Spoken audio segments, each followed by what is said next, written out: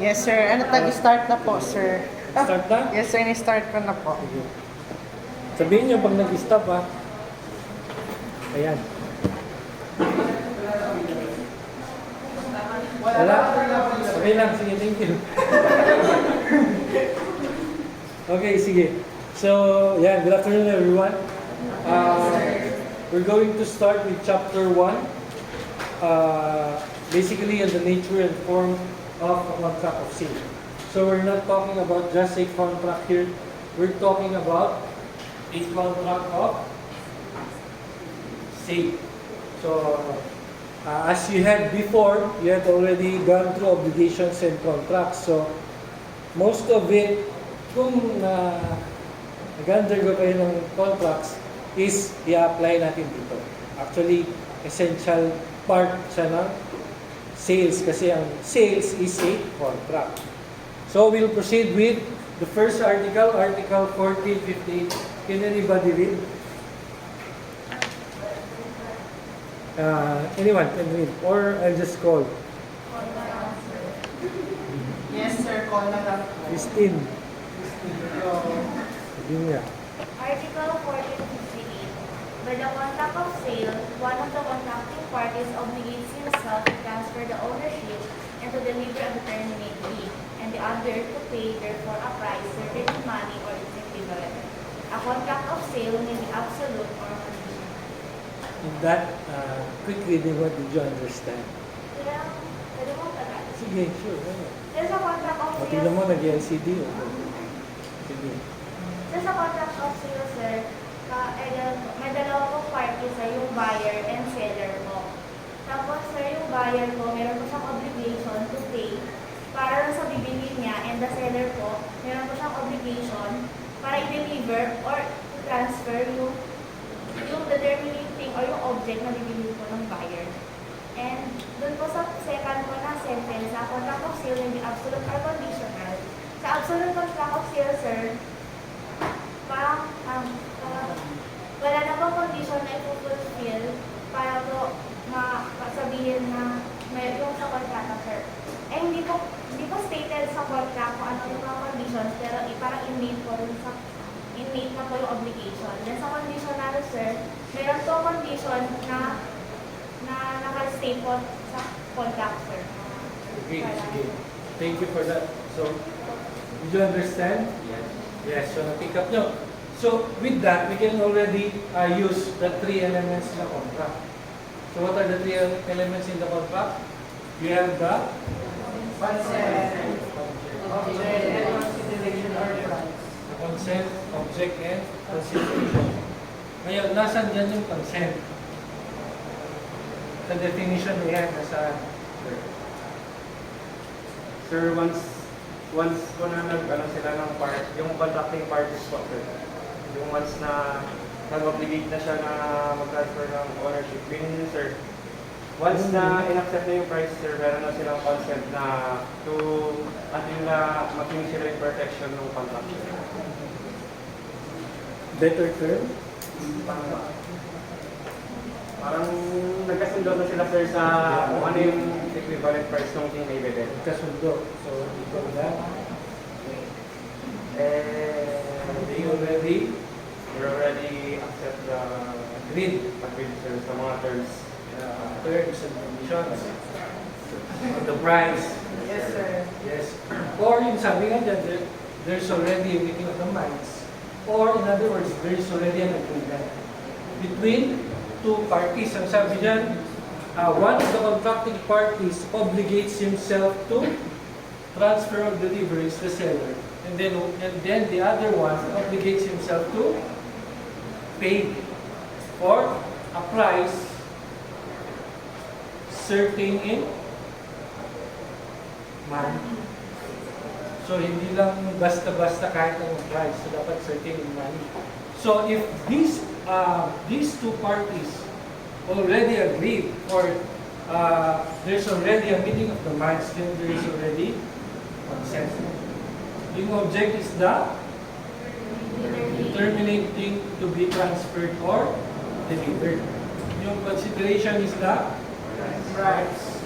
Take note, hindi lang siya basta-basta Price. price. Kasali din dyan sa price is its certainty and its mode of payment. Ano ibig sabihin niya? Okay? Kasi there's a possibility that both parties agreed to the price of, let's say, for example, use cell phone, use Samsung A Plus na cellphone, diba? Worth 10,000 pesos, let's say for example. Okay? There's already the price, okay? But you have to consider that this 10,000 pesos is subject to a mode of payment, whether installment ba, or lump sum, 2 years. Okay, depende kay buyer kung paano yung capacity niya to buy. Depende rin kay seller kung i-allow na yung mode of payment, installment, lump sum. Kaya it all boils down to consent. So whatever the parties agreed, kung babalikan mo yung contracts, whatever their agreement, that is the law between them. And that is contract of sale. Okay, so under that, ano pa yung discuss ko dyan? A contract of sale is a consensual contract, meaning a contract of sale is perfected by mere consent. When do we say that a contract of sale is perfected? When do we say? Sinabi natin kanina. Upon agreement, upon meeting of the minds. Dapat itong meeting of the minds, it will refer to the determinating and the price. Okay? Nandiyan, I think updated kayo dun sa in-upload ko sa LMS, no? So, yan. So, absence of one element negates the perfection of the contract of sale. Okay? So, take note of the 3 elements. It's very important. Okay? So, first article pa namin, pero we can touch a lot of things. Wala, pasensya na kayo. Sabi sa inyo, laptop na lang. Sir, laptop na lang. Laptop na lang, okay lang? Yes, sir. Okay. Yung sir, wala na ang mag-adjust. Channel. PDF natin eh, di ba? Yes, sir. Okay, so with that, kapag sinabi natin that the contract of sale is consensual, it is perfected upon the consent, meron tayong 3 stages na contract of sale. We have Negotiation, perfection, consummation. negotiation, perfection, and consummation. So, Miss, ano pangalan niyo? Miss, ano? Christine, kindly explain the 3 stages of contract of sale. Sir, sa negotiation po, sir, meron dito po yung period po na from nagka-interest po yung mga both parties to enter the contract up to sa magka-agree po sila to perfect the contract, sir. Tapos sa perfection po, sir, Yeah. Pag nag-agree na sila, perfection na yun. ayun, sir, up to before po, not before perfect. Before they agree. Yes. Yes. Before they come to an agreement. Then sa perfection po, sir, yung agreement, yung meron na po yung agreement, yung meron na po yung 3 elements, sir. Then sa consummation po, sir, yan po yung na-fulfill na po nila yung kanya-kanya po nilang obligasyon po. Or extinguishment po through fulfillment of obligation. No, magaling talaga itong klase na ito ah. So, that's it. I cannot explain it better than that. Okay, except, okay naman. May question ba kayo dyan? Wala. So, negotiation. Okay, both parties are still trying to agree on the terms, on the price. Okay, perfection when both parties come into an agreement. Consummation is the stage wherein both parties will fulfill their obligation. Ano yung obligation ni vendor? Si buyer? To pay the Yes. delivery. Ayan. Is sale a mode of acquiring ownership? Yes or no? Nakita niyo na kasi yung ano, no? Yes. Next time, magdadala ko ng libro. Ayan. So, it is not a mode of acquiring ownership. Okay? Kasi under the law, under Article 712, ito lang yung modes of acquiring ownership. As you can see in your notes, or dun sa binigay ko na notes, ayan. The only modes of transferring or acquiring ownership is by law, by donation. When you say by donation, a donor donates a property to a donee. When we say it's a donation, walang price. Okay? Walang price. Although, the consideration is out of parang love, ganyan. Diba? Siyempre, from the mother, pwedeng dinonate niya sa kanyang anak. Okay? Walang consideration involved.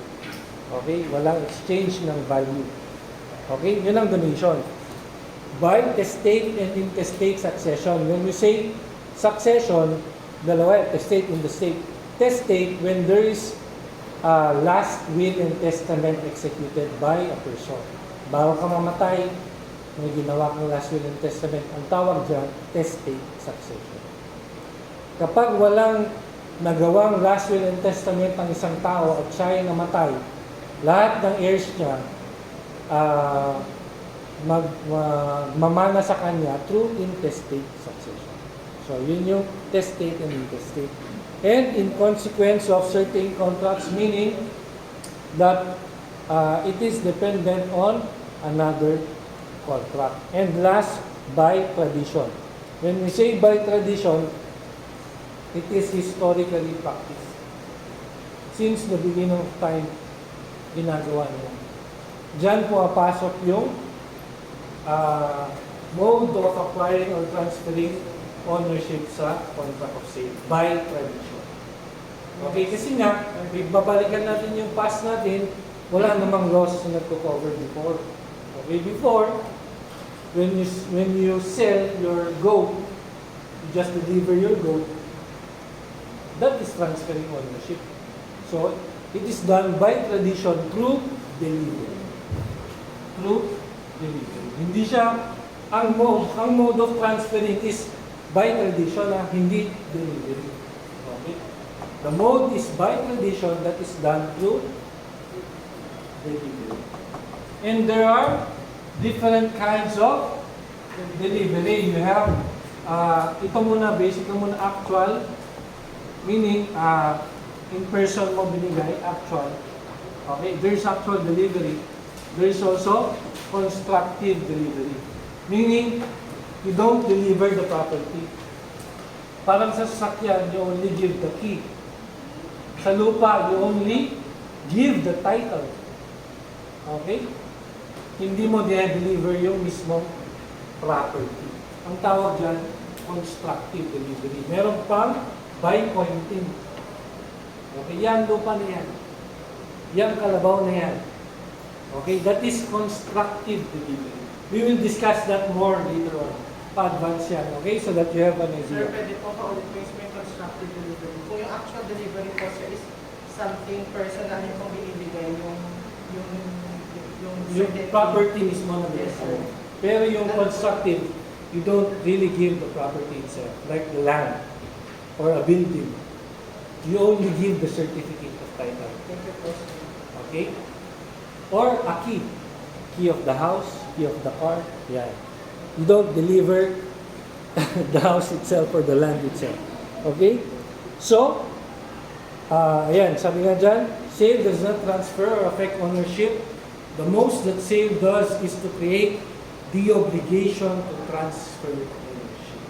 Ano yung ibig sabihin mo dyan? When there is already a contract of sale, okay, there is perfection, then pupunta ka na sa consummation, which is the obligation to deliver the property and for the buyer to pay the property. Okay, yun lang yung nagagawa ng contract of sale. Tandaan nyo, ang contract sa ating obligations and contracts Could be written, it could be verbal or oral. Okay. So, let's say for example, punta kayo sa tindahan, ate, pabili nga po ng napkin. Okay? Ganito, ang sabihin ni ate, magkano napkin? 10 pesos? Isang napkin. Akala ko alam mo eh. Ano? 6 pesos. 6 pesos. Sige. 6 pesos, sabi ni ate, binigay mo yung pera. Okay, meron lang limit. Okay?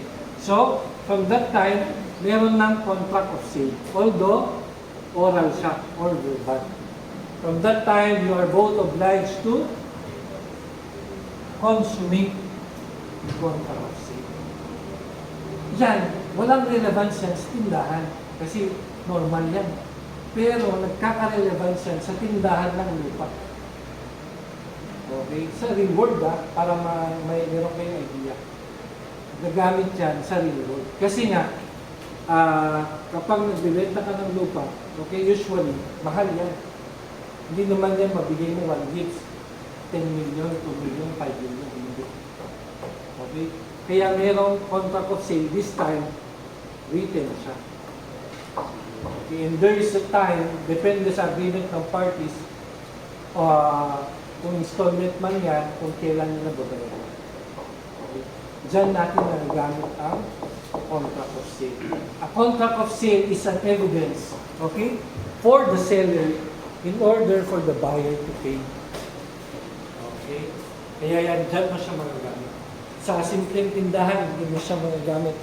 Okay? But it's still a contract of sale. Okay? Sale is a title, it's a legal basis of ownership. So, gaya sa lupa, before, there are two kinds of certificates of title. We have the OCT, we have the TCT. This is under the torrent system, our torrent system. Okay? Dalawa yan. Kapag OCT yan, original certificate of title, meaning, kaka-issue sa'yo, ikaw yung unang may-ari. You are the first owner. OCT ang tawag. Sana po yung Original certificate of title. Kapag TCT naman, transfer certificate of title. Ibig sabihin, subsequent owner ka lang. Okay? Now, get this. Ang OCT, kapag binenta mo yan, let's say for example, a seller sells that to the buyer. Okay? The buyer buys that, and the buyer registers that title to his name, nagiging TCT yan. Kasi nga, si buyer is the subsequent owner. Nagiging TCT siya. Gets? And then sa lupa. Okay? Ang paglipat ng title is matagal ang proseso. Kasi dadaan ka, kung hindi pa nabayaran ang tax niya sa munisipyo, babayad ko ng tax sa Municipal Assessor's Office. Okay, bago yung tax sa BIR. Iba pa yung tax sa munisipyo, iba pa yung tax sa BIR. Na-discuss nyo na ba ito sa, may tax na ba kayo? Real property taxes are charged when? They are payable at the start of the year. Yun yung real property tax. Yun yung binabayaran sa munisipyo. Okay? Yung transfer taxes like the capital gains tax, yun yung binabayaran out of the sale. Okay? Before mo may labas yung title na yan, ang evidence lang ng ownership ni buyer is the contract of sale. Kasi ang title, habang hindi mo na ilalabas ang title, nakapangalan pa rin yan sa seller. Therefore, ang only basis ng ownership ni seller is the contract of sale. Kaya kapag tinanong siya, sa'yo ba yung lupa na yan? Nung tinignan ko sa ROD, hindi naman nakapangalan sa'yo. Hindi nga nakapangalan sa akin kasi ito yung contract of sale namin. On the process pa lang nilalakad yung transfer. Okay, so it can be the basis of, yes, it can be the basis of your ownership. Okay? Pero we don't advise din na you hold on to your contract of sale na matagal. Take note, under the regulations of the BIR, kapag nanotaryo na itong contract of sale, kapag na-execute na itong contract of sale, you have 30 days to pay the capital gains tax. Okay? So dapat within 30 days, mabayaran mo yung capital gains tax para malabas na yung capital. Kapag hindi mo siya nabayaran within 30 days, anong mangyayari? Surcharges, interest. Yeah. Diyan kumikita ang BIR. Okay? Ayan. So hindi lang tayo nag-i-stick sa subject ha. Madami din tayong napag-aaralan na wala sa subject. Like what I have discussed. Okay? We don't actually discuss paying tax sa municipal assessor's office, sa BIR, we don't discuss that. So ano tayo? Ayan. So sabi natin kayo na a contract of sale may either be absolute or conditional. When absolute, gusto ko lang i-correct yung sinabi ni Ma'am Christine kanina, hindi siya innate or inherent dun sa contract. Ang absolute, wala siyang conditions. Kapag merong condition dyan sa contract, conditional siya. Okay, an example of that is a contract to sell. A contract to sell is a conditional contract of sale. Okay. A contract to sell is different from a contract of sale. So take note, one word lang, to tsaka off. Pero yung significance niya, napakalaki. Ibang-iba yan. Discuss ko siya later on. Ayan. Elements of contract of sale, I have discussed this already. May questions pa ba kayo dito? Consent? May questions sa consent? Sir, yung part ko ng vitiated, sir, pwede kong pag-elaborate. Saan? Vitiated, sir. Sa last part. Ito, vitiated. When a consent is vitiated,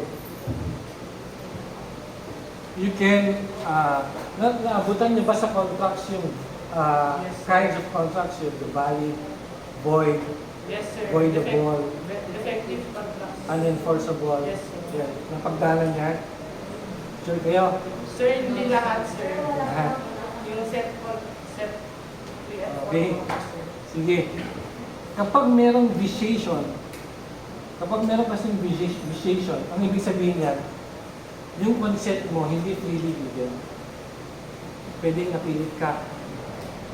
Most of the time it happens in the real world, it happens. Yung lola, sa kanya nakapangalan yung lupa. Ngayon, itong apo, lumapit sa kanya, may pinapirma. Sinabi niya na para sa ibang bagay, pero hindi niya alam na itong papel pala na to is binibenta na yung lupa sa ibang tao. That is vitiation. Okay. If vitiated ang consent, walang consent. Therefore, walang contract of sale. Do you get me? Therefore, we can declare the contract of sale void. Pwede naman. Pero hindi yung annulled na annulled. Okay? Yes, sir. Baka kasi, iba, yung experience ko kasi, nung first time ko naging abogado, yung first na client ko sa akin, lumapit about problem niya sa marriage. So, ang sabi ko, bakit hindi mo i-try magpa-anal? So, syempre, sige sir, sabi niya. Pagbalik niya sa akin, sinabi niya, Sir, ayoko nang magpa-anal. Sabi niya, masakit. Hindi anal na ano. Sabi, annulment ng marriage, hindi. Baka ganun lang, ano niya, hindi. We're all mature here, ha? 19 na kayo. Mature, 18, 19 na kayo, ha? Hindi kayo bata, ha? Sige. Iba yun. Iba? Oo, please. At least malinaw tayo. Wala tayong misunderstanding. Sir, mahirap ilitan, sir, mapag-vitiated on the part yung sa lola kanina, sir. Yeah. It all boils down to evidence. Kasi, madaling sabihin, if we stick to the four walls of the classroom, theoretically speaking, madaling sabihin of shit. Yeah. Pero kapag labas mo, you need to prove that first, the consent is really vitiated. So you have to talk to the lola. What happens if the lola is already dead? Who are you going to talk to? The apo. Okay, will the apo testify na pinilit niya si lola? Diba? It's very difficult. Okay? It all boils down to evidence. Evidence are the things or statements that will back up your facts. Bago mo siya masabi na fact, may evidence ka establishing that fact. Okay? Sa atin muna, facts lang muna tayo. Okay? So kung gano'n ang nangyari, that will be a vitiated consent. Pwede natin ipavoid yung contract of sale. Therefore, if nailipat yung title dun sa subsequent buyer ng lupa, pwedeng mapavoid yun. Okay? Yun yung significance niya. Okay? Gets ba? Masyadong mabilis. Okay ba? Kaya kapag vitiated, walang consent. Take note ha, follow my logic ha. Kapag vitiated, walang consent. Walang consent, walang elements ng hindi kompleto yung elements ng contract of sale. Therefore, walang contract of sale. Okay? There's no valid contract of sale. If you reason out like that, kahit ang liit ng reason mo, malaki ang puntos mo. Kasi logical yung pag-iisip nyo. So, ganun dapat yung traction nyo. Okay? Sir, may nagpapa-request po, sir. Sir, doon po sa may defective contracts daw, sir, pwede Ano yun? Yung sa... pa-explain daw ng konti lang po, sir. Yan. Ano yun? Yung boy? Ganyan? Yes, sir. Yung resisi po, ganun, sir. Oh, okay. Talihin ito ah. Voidable, unenforceable, enforceable. This is not my job ah. Voidable usually ay ito hindi to meet kwan lang ito, parang touch lang, hindi ko i-discuss yung full, parang Yes, concept sir. lang. Okay? Sige. Kapag yung dalawang parties walang capacity to consent, ang usually nga void yan.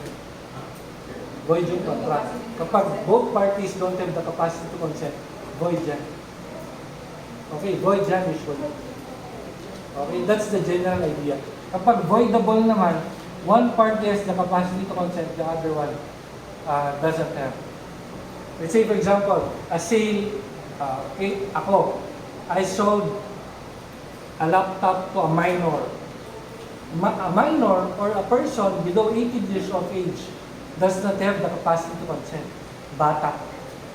The contract is voidable. Ano ang voidable? It is valid until annulled. Okay? Valid until annulled. Ibig sabihin, ang voidable, valid contract until annulled.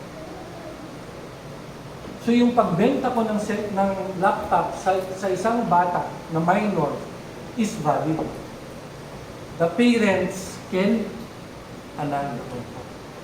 If they have found irregularities. Pero itong provision na ito is sometimes taken advantage of.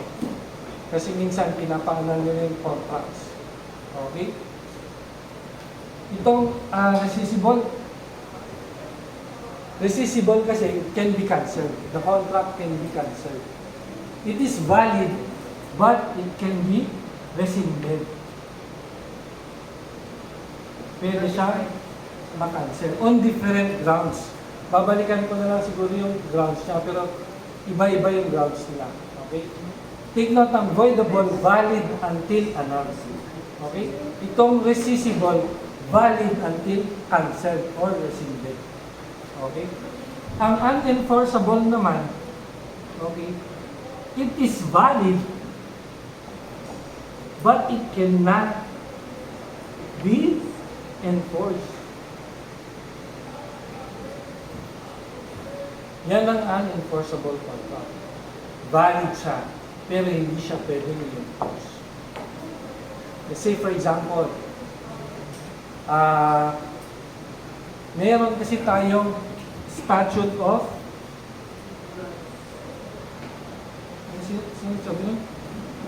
statute of frauds. Okay. There are contracts that require that requires it to be in writing, okay, to avoid fraud. Kaya meron tayong statute of fraud. There are contracts that requires a contract to be in writing. If not, hindi siya enforceable. Yun yung mga unenforceable contracts. Let's say, for example, a sale of a real property. You know what the real property is? Your accountancy students, yes? Immovable properties, upa, ganyan, building, yan. A sale of a real property is required to be in writing. Must be in a public instrument. It's a public document. Okay? When it says it should be in writing, kapag hindi siya in writing, it is unenforceable. Yun yung example ng unenforceable contract. Okay? Hindi lang siya mere formality. Okay? Kasama siya dun sa validity. Therefore, kahit pa nagbenta ka ng lupa na walang kasulatan, paano mo ngayon i-prove na nabenta mo yung lupa na yan? Diba? Or kung ikaw yung bumili, paano mo i-prove na ikaw yung bumili ng lupa? Wala kang kasulatan. Okay? Unlike if cellphone lang binili mo, the fact na nasa iyo yung cellphone, you are the owner. Okay? Hindi mo naman pwedeng yakapin yung buong lupa na sa akin itong buo. Diba? Hindi naman pwede. Okay? So, dapat in writing siya. Okay?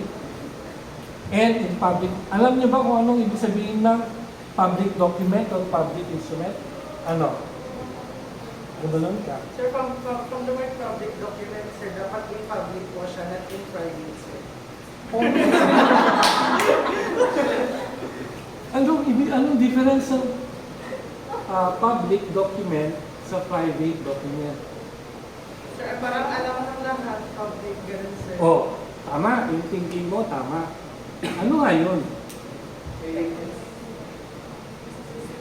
Not necessarily.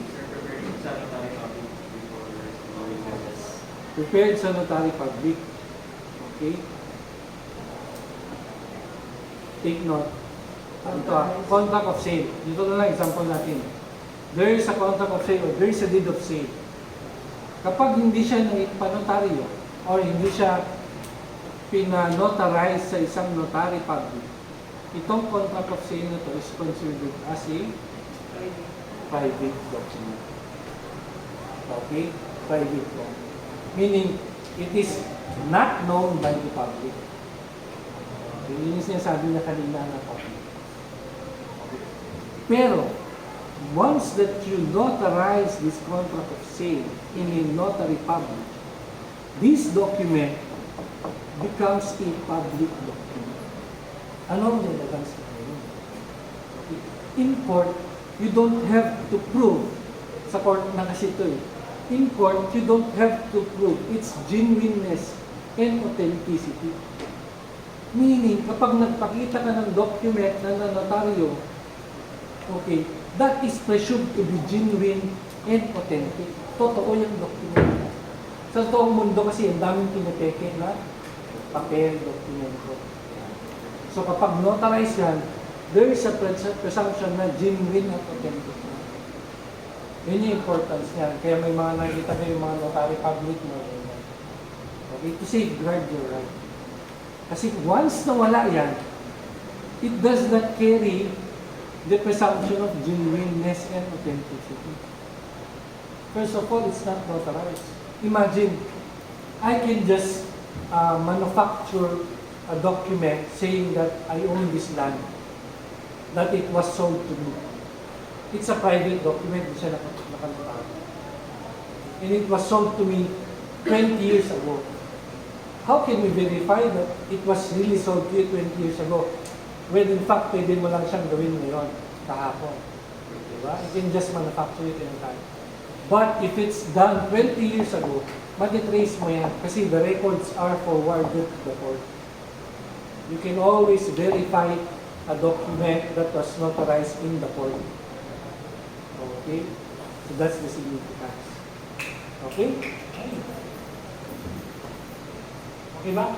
Yes, sir. Oh, meron pa sa object. Wala. Doon sa may price, sir. Price, ano? Sarap mo kasi na, sir, baka question ko sila. Sa price, wala. Sir, sa may, sa related O, simulated price. Ito. Simulated price. O, di ba there are three elements in a contract of sale. Okay? Kapag yung price nyo is simulated, wala siya yung third element. Wala siyang price talaga. For example, I executed a contract of sale in favor of my daughter for a price of 1 million pesos.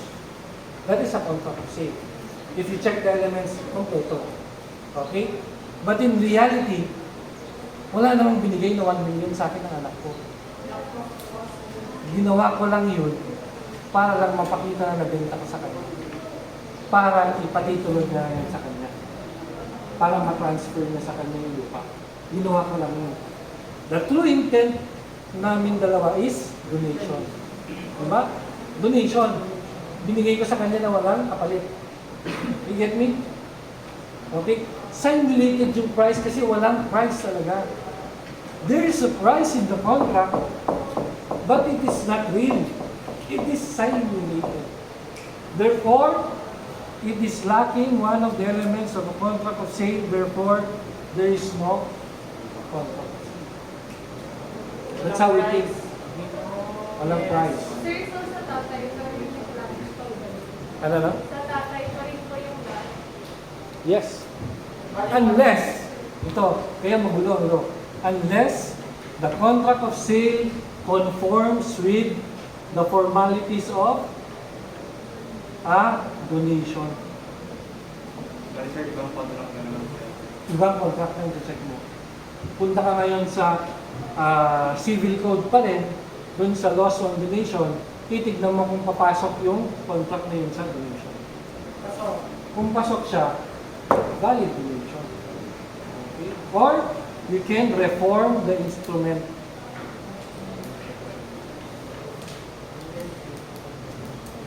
Pero tignan pa, nagkakaso lang naman kasi kapag mayroong party na nag-agree. Okay? Kapag may aggrieved party, may nagrabyado. Kapag walang nagrabyadong party, walang kaso yan usually. Or, pwedeng may nagrabyadong party, pero nagkasundo sila later on, walang kaso. That's what we are trying to promote. Hindi mo kasi maiwasan yung mga ganyang mangyayari sa toong buhay. Okay? So, okay na tayo sa simulated price.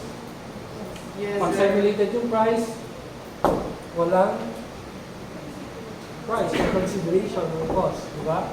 Therefore, walang contract of sale. Okay na?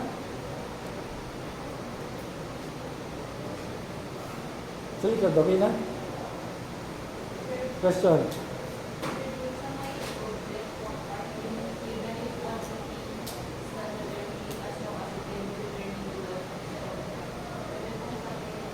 Even if quantity is not determinate as long as it can be determined. Yes, sir. Medyo confused din po ako dyan. Yan po yung example niyo, sir, is yung bodega. Okay. Ano, pinanood dyan yung ano? Yes, sir. Or pinanood dyan yung video? Yes, sir. Okay, sige. Even if quantity is not determined as long as it can be determined without any purpose. Ganito yan. Sige.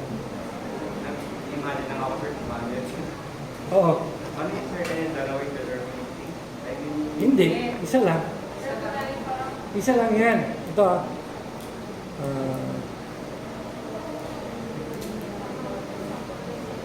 Yung isang buong bodega daw, yung mga sako. May example is bodega. Yes, sir. Yung Ng example sako? po, sir. Tapos yung mga sako, may mga laman na sako. And lahat niya ay bibenta, sir. And ito sa sinabi ko na consider na determinating yun kasi lahat naman yung bibenta. Kasi sir, Sige. stop. Let's say for example, Regardless of the quantity, sir. yeah, oh. Pwede kung gano'n ang scenario. Okay? Say for example, I own a warehouse or a bodega na meron akong sacks of rice inside. I don't know how many are there. Tama ba? Ganun ba yung example ko? Okay, I don't know how many are there. But I'm selling it for, magkano yun? 300 pesos. That is valid. Okay?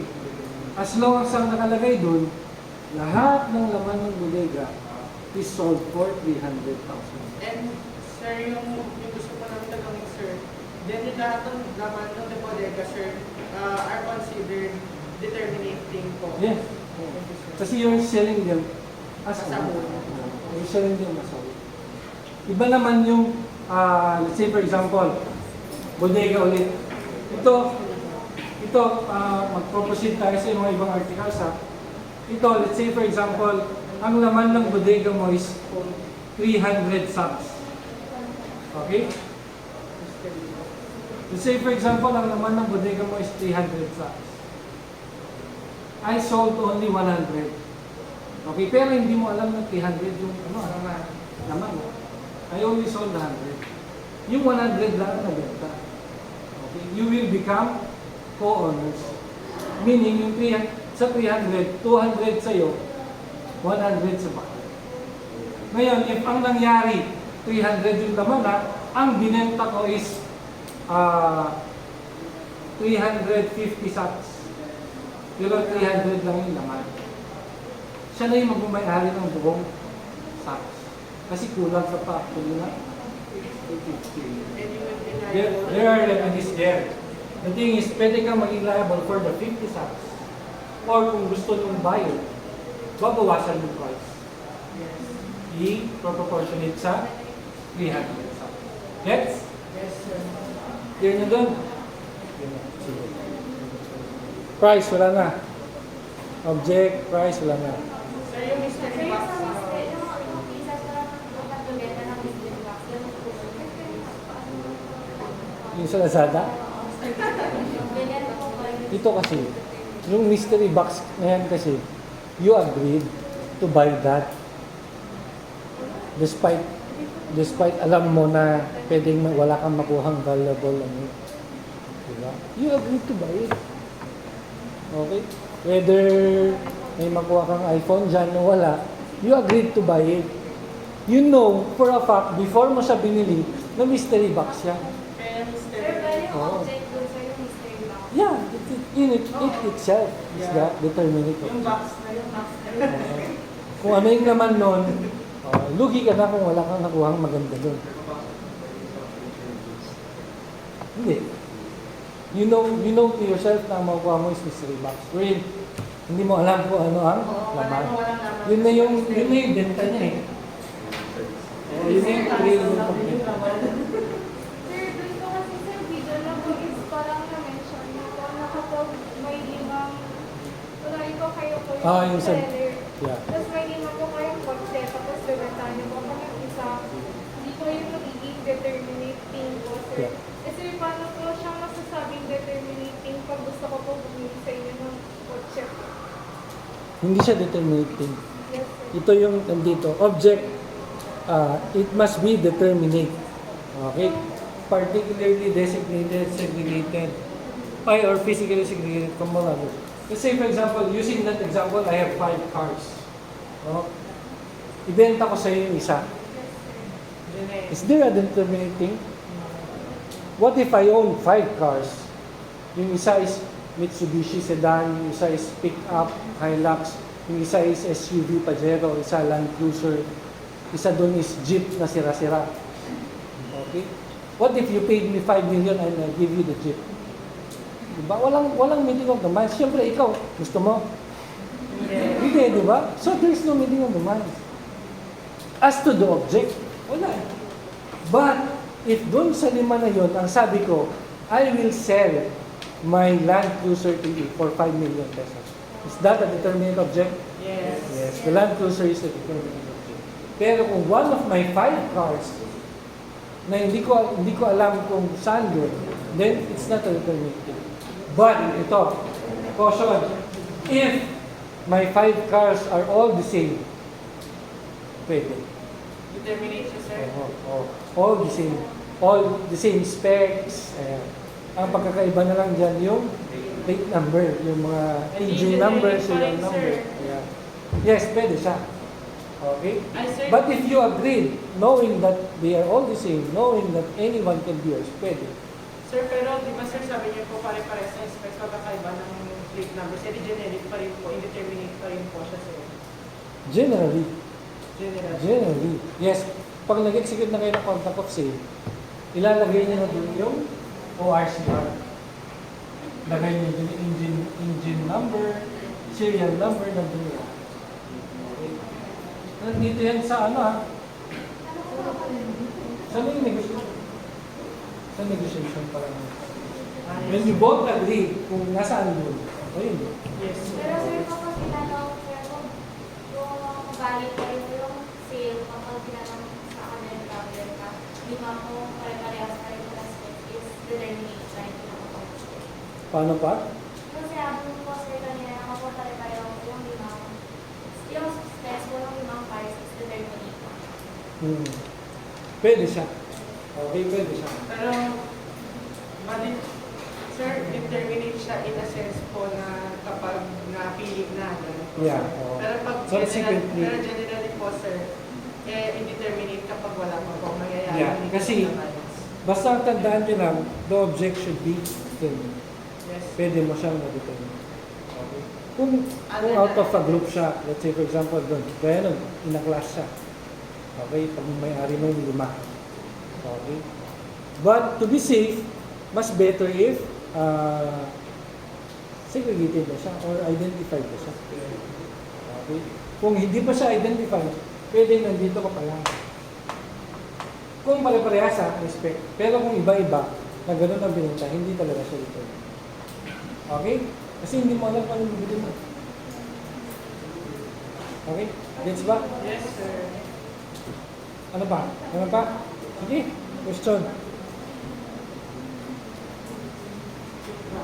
Ano pa? Ano na?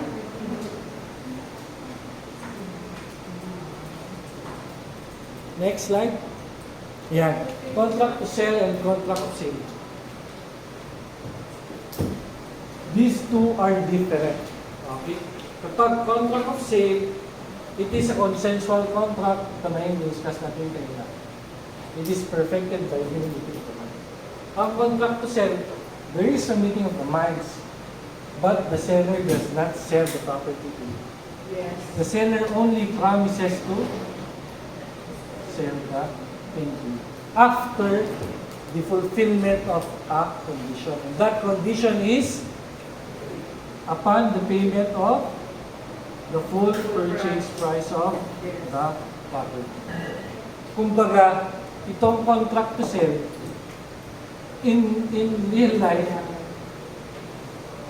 ang contract to sell, para ang other term for that is deed of conditional sale. Ang deed of absolute sale ito. Kapag deed of conditional sale, okay, meron pa pang i-fulfill na condition. Usually, kapag installment, babayaran mo pa. Pag nabayaran mo buo, saka mag-i-issue sa seller na deed of absolute sale. Ganyan ang nangyayari. Okay? So, it's a different contract. A contract of sale is different from a contract to sell. Sir, kumbaga po yung contract of sale is yung magiging product po ng contract Yes. of sale. So, yun. Okay? So, take note of that. Iba ang contract to sale, iba ang contract to sell. Okay? Ang contract to sell is reliant on the condition that that the buyer will pay the full purchase price. Once the buyer pays the full purchase price, then that's the time the seller will issue a deed of absolute sale. Sir, kaya kapag contract ko sa sir, nasa in the object in possession And the seller retains the property usually. Okay? But ano sir, yung like physically, like it nasa depends on the agreement of the buyer and the seller. Pero usually Seller pa rin. niyan, yung title, nasa seller pa rin. Pero pwedeng gamitin mo ni buyer. Ang important din yung title eh. Kahit magamit na siya ni buyer, nasa akin pa rin title. Ako pa rin yung gamit. Yes, sir. Sir, kung baga gusto niyo po sabihin, sir, kapag contract to sell, sir, kunwari sa sasakyan po, kunwari mga installment po yun, sir, pwede bang ipagamit sa kanya, sir, sa'yo pa rin yung sasakyan while ginagamit niya po, while Yeah. binabayaran niya rin po hanggang mabayaran niya. Yeah.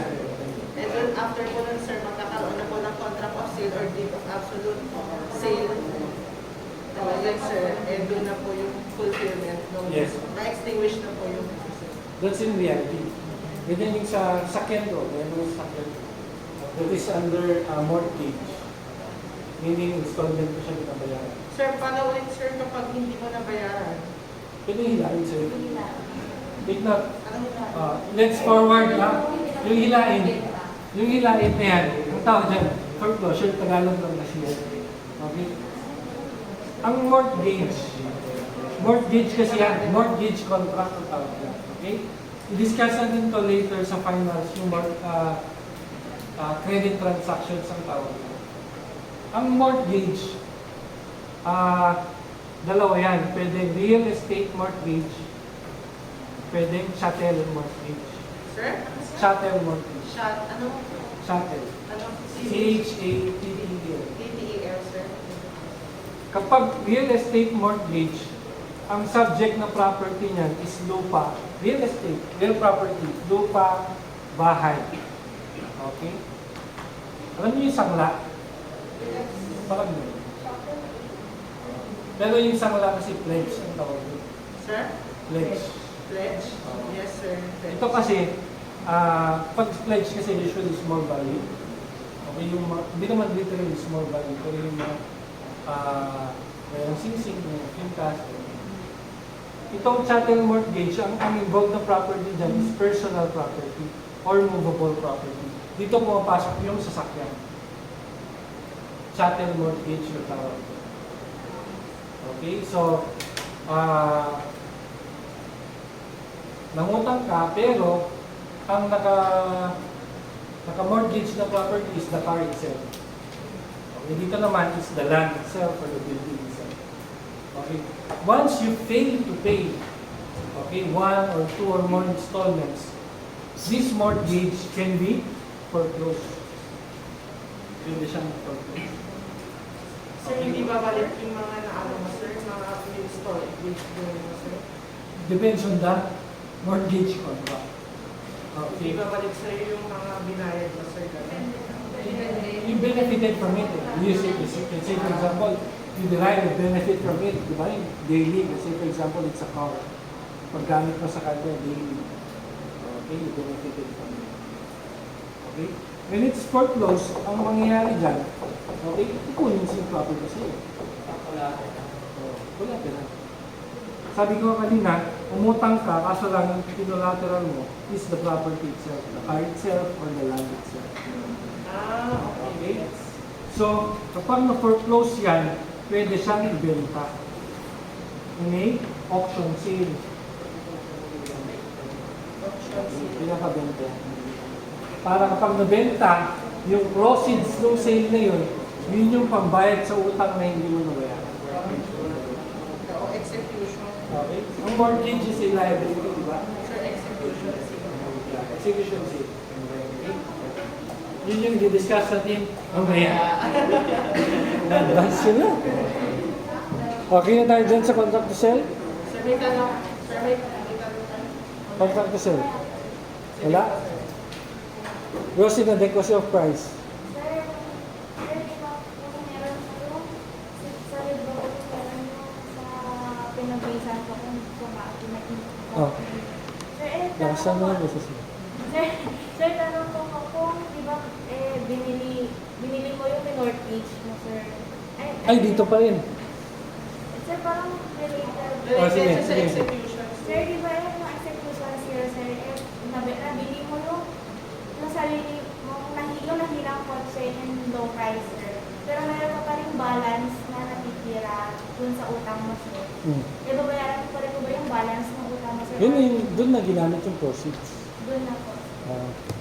Execution sale, yung proceeds from the execution sale, yun yung gagamitin pang bayad, pang satisfy dun sa utang. Sir, paano kung hindi pa rin na-satisfy yung utang mo? That is your loss. Babayaran mo pa rin. Why that is your loss? under the law, discuss natin later on, merong, it ranges kasi from 2 to 3 remedies. Kapag ang remedy mo is to foreclose, which is eventually to sell the property, wala ka ng habol dun sa price na hindi mo ma-recover.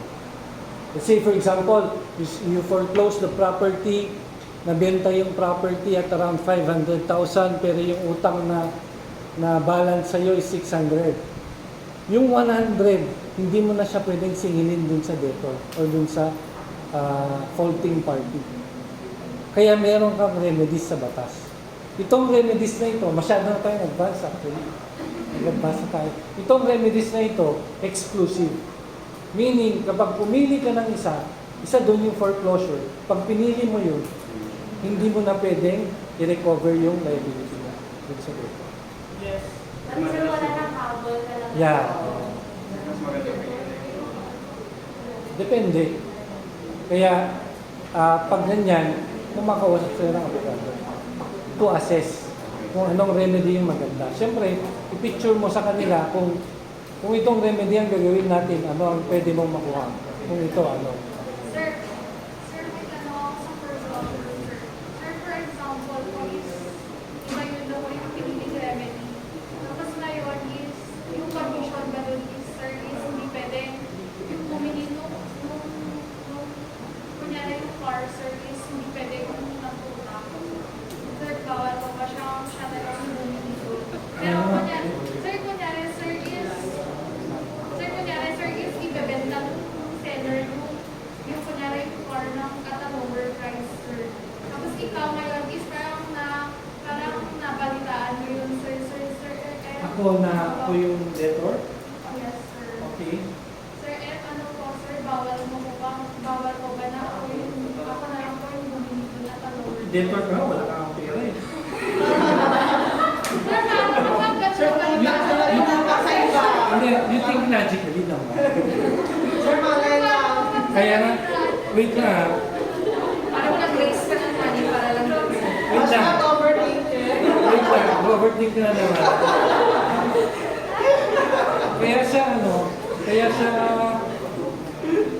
Kaya kino-foreclose kasi wala nang makuha sa'yo ng pera. Di ba? Kapag wala ka nang makuha sa debtor mo, ang go after mo is yung properties. Sir, so hindi na pwede ibenta doon sa debtors. Wait lang. Pwede. Parang itawag yun Pwede. alam mo yung dasyon. Ay, Iba yun. Wait lang, di-discuss ko. Parang the after doon, may mga after doon. Hindi. Si- Ganito. si yung- Ganito yan. Okay. Sa isang execution sale or sa public auction. Okay? Ang bibili dyan is hindi yung debtor, di ba? Binenta yan sa ibang tao. Okay? Sa ibang tao. Other person. Okay? Binenta yan sa ibang tao. Ikaw na debtor, meron kang, I don't know the exact period, 1 year ata, may 1 year ka to redeem the property. Ang tawag dyan, right of redemption. Doon po siya ngayon pwedeng bilhin. Okay? Kaya yung sa gross inadequacy of price, okay, hindi mag-a-apply yung pwede siyang declare invalid. Kasi advantages sa'yo na debtor. Why? Kunwari, yung sasakyan mo is worth 650,000. Nabenta siya in an execution sale worth 200,000. Okay? Ay, valid. Therefore, pwedeng ikaw na debtor, pwede mo siyang bilhin at 200,000 dun sa bumili no sasakyan. Or 210,000, syempre may patong yan. Ano dun sir sa pinaka... Advantages sa'yo kasi, di ba, you get your property back. Ito yung pabili ko sa kanya kunwari. Tapos Okay. binigyan ko sa kanya. Pero wag kayong malito yung proceeds nitong execution sale, ito yung gagamitin pang bayad dun sa utang niya. Okay, so settle ba yung liability nila? Whether kulang or hindi itong 200,000 Pambayad pa concept rin sa ng utang. Basta within 1 Sa- year, sir. yeah, to exercise the right of redemption. Yung parang kumbaga binili ng ibang tao, sir, yun na yung gagamitin dun sa ano, sa utang nung... Yung proceeds. Yung proceeds ng benta. Okay? Proceeds, kapag proceeds, yun yung pinagbenta natin na itong 200, gagamitin pang settle ng liability. Whether sapat or kulang ito, it will not matter kasi yun yung remedy na pinili mo. Okay? Di ba sabi ko kanina, exclusive yung remedies na. Discuss natin mo later on. Okay? Exclusive yung remedies mo. Yes, sir. Okay? Later. Questions? None, sir. None? Good. Characteristics of contract of sale. Ito, pasadahan natin ha. Consensual, sabi ko kanina, it is Meeting of the minds. perfected the consent of both parties. Bilateral, seller and buyer are bound by their obligations toward each other. Okay? Meaning, they are, the obligation of the buyer, of the buyer is dependent upon the obligation of the seller. Two parties. Okay, bilateral. Meaning, ikaw na seller, hindi mo pwedeng sabihan si buyer na, oy, bayaran mo na ako. Pero ikaw na seller, hindi mo naman i-deliver yung property. Bilateral. Higayan tayo. Okay? Onerous, valuable consideration or burdensome. Ibig sabihin, may burden kasi magbabayad ka. Okay? On the part of the seller naman, you will depart from your property. Okay? Burdensome. Unlike a donation is not an onerous contract. Why? Because one of the parties is not required to do anything. Ang gagawin ka lang is to receive. Okay? Commutative. Commutative, thing of value is exchanged for equal value, of course. Yung price certain in money, it could be determined dun sa contract, kung magkano. Or, sasabihin, basta yung presyo ng mga kambing ngayon sa market, meron ng pagbenta ko sa iyo. Okay? Basta meron kang basis ng price. Okay? It's not always stated specifically. Pwedeng based on another property. Okay? Price can also, hindi din natin na-discuss din sa price, no? Price cannot be determined by one of the parties only. Yes. Sabi ko yung Hindi ko na-discuss yung sa... Discuss yun lang, sir. Hindi na, sayang. Ano si sir? Sir? Ay, sir, may tanong ako din. Oh, itatanong mo, hindi ko na-discuss. Sir, ano pong pinagkaiba kasi natutukan po ng honors and commutative po, sir? Ang laki naman ng difference niya. Yung isa is exchange for equal value. Yung sa onerous is burdensome naman. On your part, as either the buyer or the seller, may bigat sa'yo. Kasi, una, kung seller ka, you will depart of your property. Siyempre, ibenta mo eh. Okay? Kung buyer ka, magbabayad ka. Okay? Mawawalan ka. Sir, yung equal value po ba, sir, kailangan pong pera siya or pwede pong ibang bagay? Pwede yung bagay. But, discuss natin yan later. Okay? Meron din yan later. Okay? Ma-advance kayo masyado eh. Yung mga tanong niyo eh. No? Maglalaro yan kung pwedeng dalawa. Kung yung property is in exchange for partly money and partly property, kung mas malaki yung money, hindi mo na. Kung ano yung intention, whether sale or barter. Okay, that's the first rule. Kung ang intention niya is sale, it is sale. Kahit pa partly in money, partly in cash, it is sale. That's the first rule. Okay? Yes, sir. Ano na yun? Barter or sale. It depends on the intention. Ngayon, kung ang consideration is partly money and partly property, pero hindi clear yung intention, kung mas malaki yung cash dun sa property, ang contract niya is sale. Pero kung mas malaki yung property kaysa dun sa cash, ang contract niya is barter.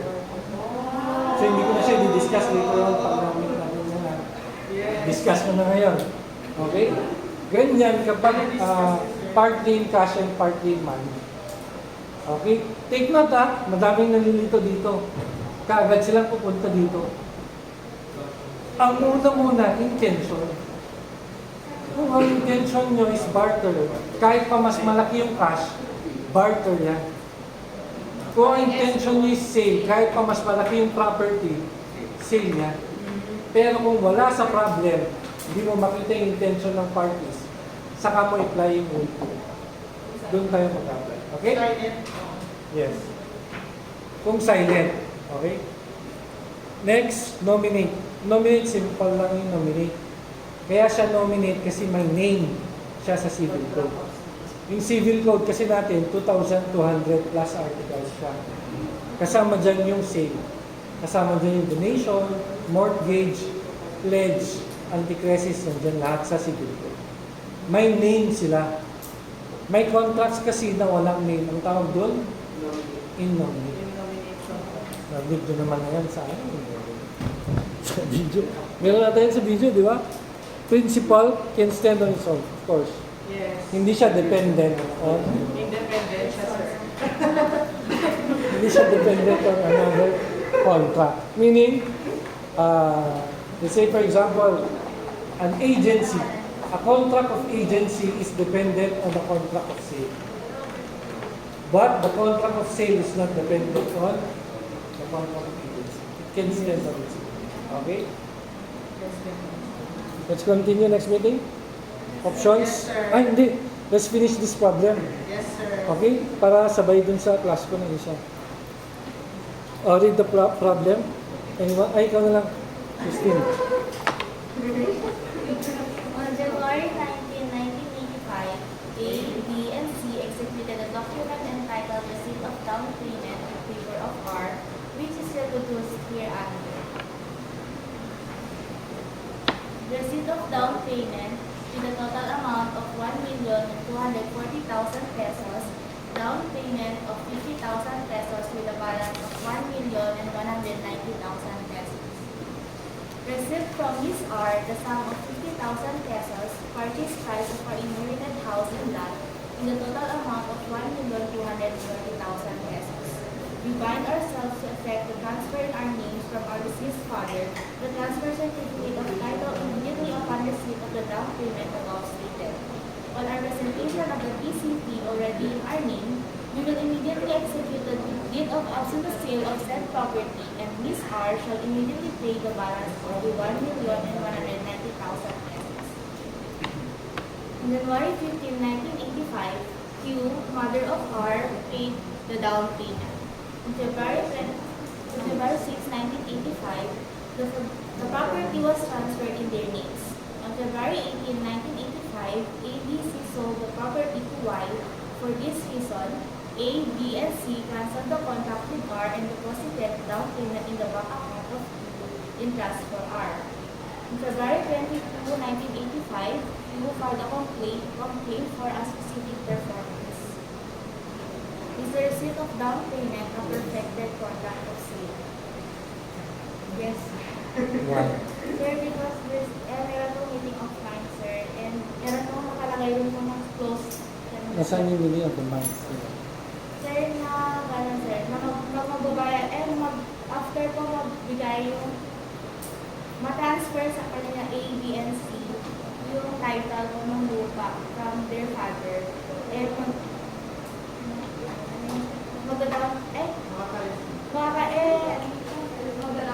magdadang payment po yung si Art po, sir. Then, ay hindi. Diba nag-rest na meron down payment? Oh, yan. Sir, tapos, Diyan. yes. Yung down payment, mag-receive po ng down payment, sir. Tapos, after po na ma-transfer po yung name, nung gano'n, sir, magpipay na po agad ng balance po si Ms. R and align po ron na absolute of sale. What is the best evidence that there is already a meeting of the minds between the parties? It's the? Bind ourselves and effect the transfer. Kaya ano yung best evidence to show it? It's the? Down payment, sir. No. Receipt of down payment. It's the receipt of down payment. That's considered as the contract of sale. Ngayon, since it is a contract of sale, is it an absolute or a conditional contract of sale? Conditional. Why? Sir, kasi kailangan ko munang ma-transfer yung name ng title sa kanila A, B, and C before sila magkaroon ng absolute. Okay. Next is option. Here, let's send guys. This was. Let's pray. Clean the book.